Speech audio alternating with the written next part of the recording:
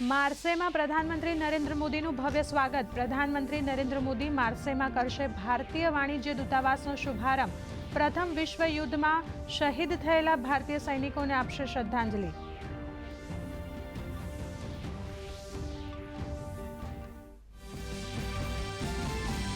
પ્રધાનમંત્રી નરેન્દ્ર મોદીએ ભારતના સ્વતંત્રતા સંગ્રામમાં બતાવ્યું માર્સેનું વિશેષ મહત્વ। કહ્યું, મહાન સ્વતંત્રતા સેનાની વીર સાવરકરે આ જ શહેરમાં આપ્યો હતો સાહસનો પરિચય।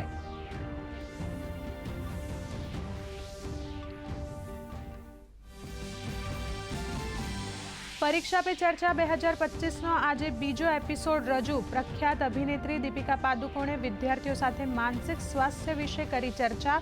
પૂરતી ઊંઘ લેવી, હાઇડ્રેટેડ રહેવા, નિયમિત કસરત કરવા અને ધ્યાન માટેની આપી ટિપ્સ। મહાકુંભમાં માઘ પૂર્ણિમાનું અમૃત સ્નાન ચાલુ। પ્રયાગરાજ તરફ જતા રસ્તાઓના ટ્રાફિક પ્લાનમાં ફેરફાર। સીએમ યોગી આદિત્યનાથનું સતત મોનિટરિંગ। ગુજરાતનું મંત્રીમંડળ આજે સંગમમાં લગાવશે આસ્થાની ડૂબકી।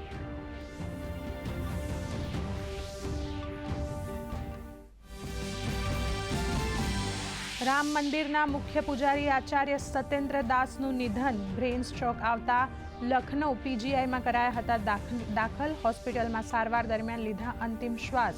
કેન્દ્રીય મંત્રી અમિત શાહ અને યોગી આદિત્યનાથે દુઃખ કર્યું વ્યક્ત।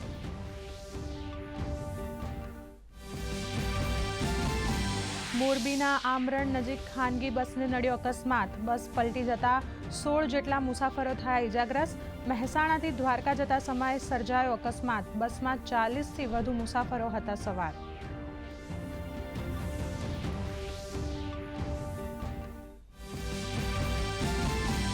રાજ્યમાં સ્થાનિક સ્વરાજ્યની ચૂંટણીનો પ્રચાર પૂરજોશમાં। જામનગરમાં પક્ષ વિરોધી પ્રવૃત્તિ બદલ ભાજપે 7 સભ્યોને કર્યા સસ્પેન્ડ।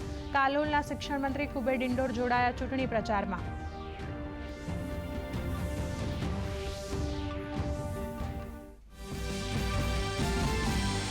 શેર બજારમાં બુધવારે પણ ભારે કડાકો। સેન્સેક્સ 750 પોઈન્ટથી વધુ તૂટ્યો। નિફ્ટીમાં પણ 200 પોઈન્ટનો ઘટાડો।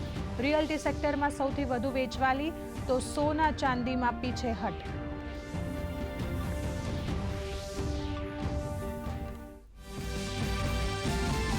અને અમદાવાદના નરેન્દ્ર મોદી સ્ટેડિયમમાં ભારત ઇંગ્લેન્ડ વચ્ચે આજે ત્રીજી વનડે। પ્રથમ 2 મેચ જીતીને ભારત પહેલેથી જ શ્રેણીમાં 2-0થી છે આગળ। આજે 1.5 કલાકથી શરૂ થશે જીવંત પ્રસારણ।